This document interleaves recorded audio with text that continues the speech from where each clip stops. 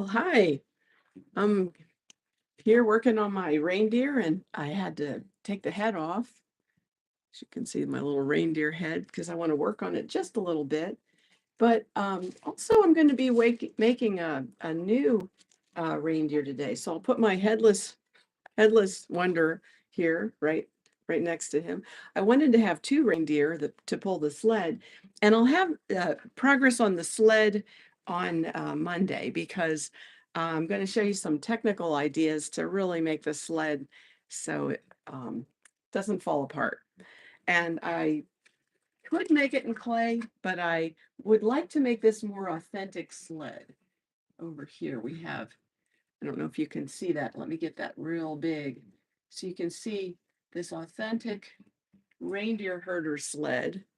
And yes, you can put things on it and pack materials. And for example, here's this person. I have this as a uh, document that you can download so you can see what I'm working on. I'm going for a holiday look, but with an authentic Komi or Sami or Tatsang reindeer herder.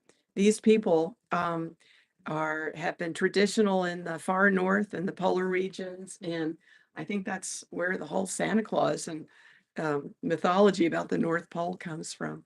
So you can see this person is sitting up high, and there's some kind of a pack area and seating that's backing that person. This is not all their outfit.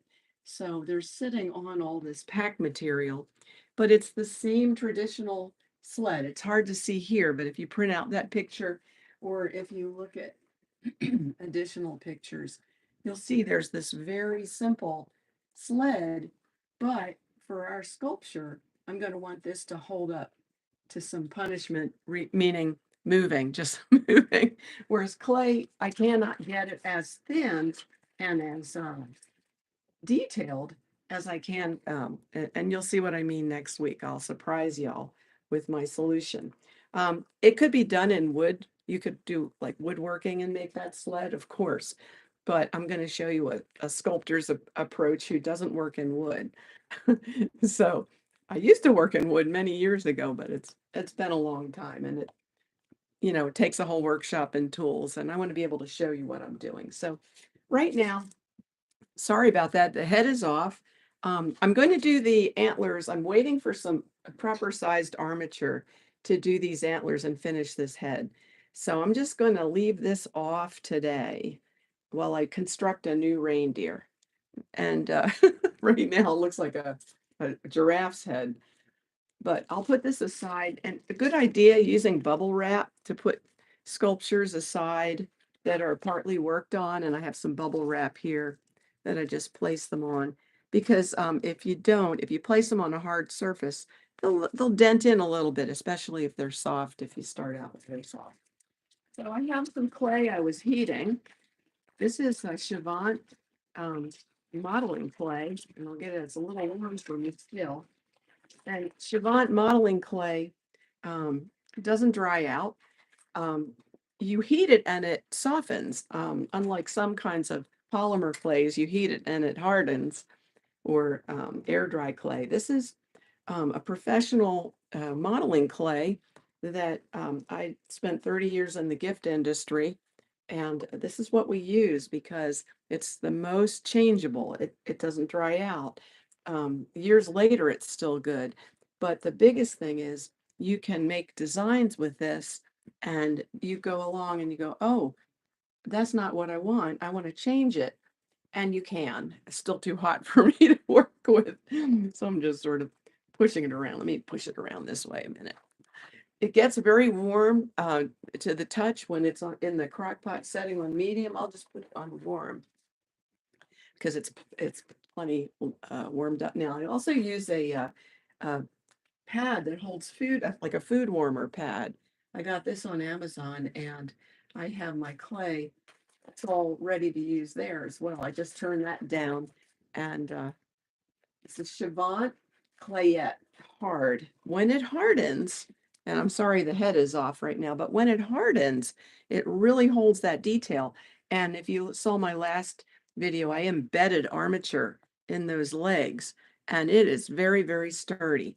I embedded the Richardson armature in those legs. So one person commented, and I thought this was a good point to bring up, that they never saw armature being embedded after. Let's go to the one I want to look at to use as my model. I'll use the same guy, but then I'm going to change the legs, the way the legs go. Anyway, no one thought of embedding armature after the sculpture is made. But what happens is you can only make a model with not too many good dramatic aspects of real sculpture if you're restricted by an armature. So I don't recommend that you would use an armature, ouch, still warm, ahead of time because of that reason. You can't change your idea and your design. And some of the best selling designs that in my career came from making a clay, like we start like this. You make a clay sculpture and you decide, okay, it was maybe straight, and now you want to change it. You want to turn the head. You want to change the position of the leg. All of these things you make decisions on as you're going. And if you have armature in there, you are so restricted to what you're doing. Now, the other thing is I teach, and I still believe this is the best way to go, to have a plan, a drawn plan that you can measure ahead of time. And ideally, we would do that. But right now, I'm just trying to do quick sculptures for the holidays. And I'll measure this up against the one I just made, actually, just holding it up. So I'm going to try to put, let's see, I have an idea here. This other leg forward, let's see. Now that's a racing bunch of reindeer. Although I can do that. Let's see, I could do that. So you notice I'm only doing one, almost like a cookie. I'm making a cookie, a reindeer cookie.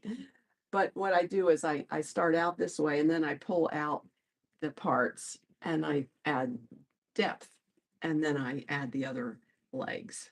So we get the right, not the right proportion because it's a little hard to do that without measuring, but a general idea of where we're going.